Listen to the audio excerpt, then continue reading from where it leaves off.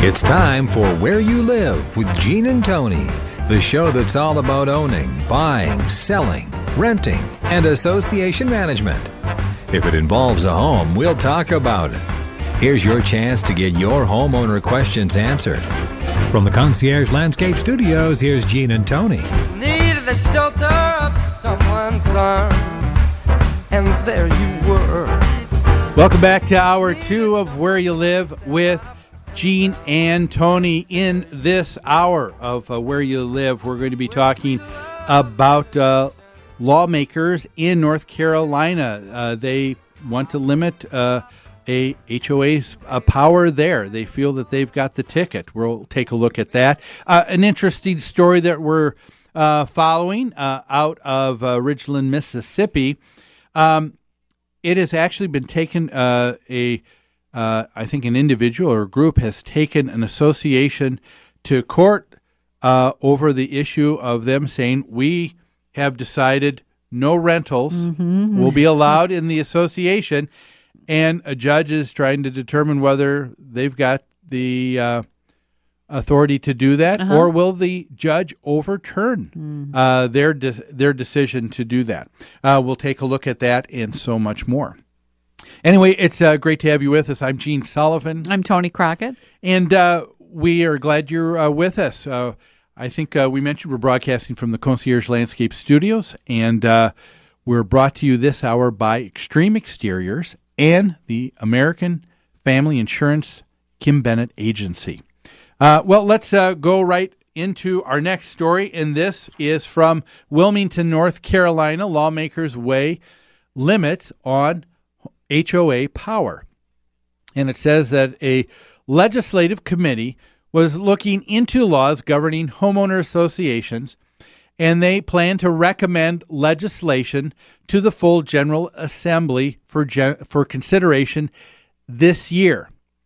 It says it remains to be seen whether lawmakers tackle the complex and controversial issue in this short session. If they're like us here in Minnesota, every legislative session is a 2-year period. And so usually the first year of that 2 years, that long session where they're knocking out the budget and so many other things. But typically the second year is always very short. A lot of lawmakers don't like to put a lot of controversial issues on the table because they know that they've got to get out and start campaigning again. I see. And so they lose time if they're in a session all the way through September. So this may be put off till next year. So it could be put off till next year. The one thing I think we both noted that we liked or appreciated says that the House Select Committee on Homeowner Association held a series of public hearings across the state this year to listen to residents on both sides of the sometimes contentious relationship between an association, a board, and their members. Isn't that refreshing? It really is. They actually asked for opinions from all sides of the issues.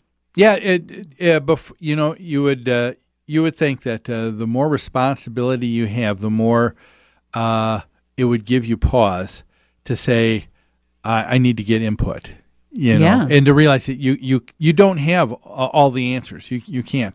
It says the committee is expected to submit a report possibly by May 1st to the General Assembly. Let's take a look at what some of the people that were on this committee, the Select Committee, heard and what some of their concerns were. One representative, Carolyn Justice, said that she was, I guess, the committee co-chairwoman, said she intended to pursue at least a short list of changes in this year's session, and whether it moves forward likely will depend on the leadership in the state. So I guess it's the next representative, Julia Howard, who says she speculated that we could be looking at how deep is the problem between associations and members and their members in North Carolina. She said, well, apparently this issue is pretty large because you continue to hear complaints coming from various owners. You know, what's really lacking in this story, Gene, What? is specific issues that they think are a problem and that they think needs legislation. People are speaking with generalities. It's very aren't they? general. Now, this Representative Julia Howard, is trying to speculate on the depth of the problem, says she thinks it's a large problem because she continues to hear complaints coming from various owners. What do you think about that statement? That for me, I guess I always try to come up with some sort of litmus test, on this, and I just think, is she saying that it's got to be possibly a big problem because you hear complaints? Is that That's what it says here. Is that the reasoning? Yeah.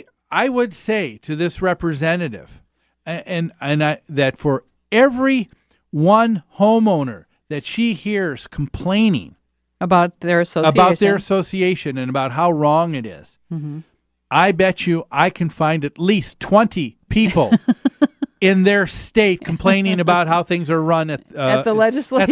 At the legislature. It's a strange comment, isn't it? Yes. It would be of unreasonable expectation that no one ever complains about their homeowners association. Is that her goal? Yes. Is to pass enough legislation that nobody complains? We see that in homeowners associations. There's someone on the board that wants to pass enough rules, and they don't care how many it takes, but they want to keep passing rules until they never have another problem in their homeowners association.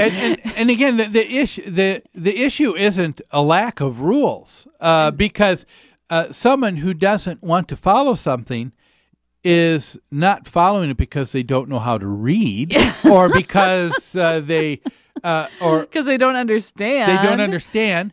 They choose not to do it. That's right. So you're giving them more rules to rebel against. Yeah, and this idea that just because you hear complaints, it's one of the reasons why I say so often I really like an organization like the Better Business Bureau. Yeah. I mean, talk about a classy organization. Their sole purpose is to hear complaints about service that's been provided to individuals. But what do? They don't just take it at face value.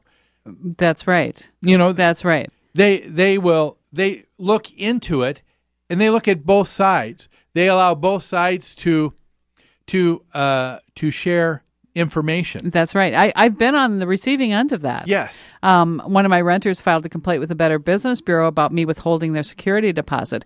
And the Better Business Bureau sent me a letter saying, please provide your explanation and any documentation you may have on this issue. Well, being a documentation freak like I am, I had about 20 pages of things supporting the money we withheld from the security deposit. So I provided that.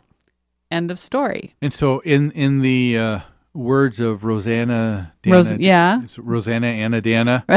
Oh, never mind. Never mind. So I won that round. But I think you're absolutely right, Gene. There's always going to be complaints, but you don't react to everything any one person says.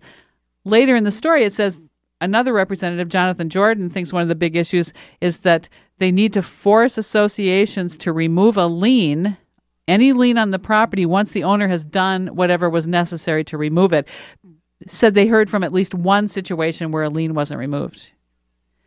So to me, it sounds like they got one complaint from someone who corrected the issue, whether it was past due fines or past due fees, and the association neglected to lift the lien. So new law is needed about that. So again, they didn't take the time to take a look at the situation, what's going on, but they said, because we've heard of one problem. And again, is that the reason to create a new law? I mean, I know that we tell our homeowner associations and our clients that you don't base a rule, you don't base a law on one instance. That's right. That makes for bad law. I agree. And what's going on here? I guess it's good that they've taken time to go around the state. That I really like. And they got information, but now they need to know how to take a look at this information.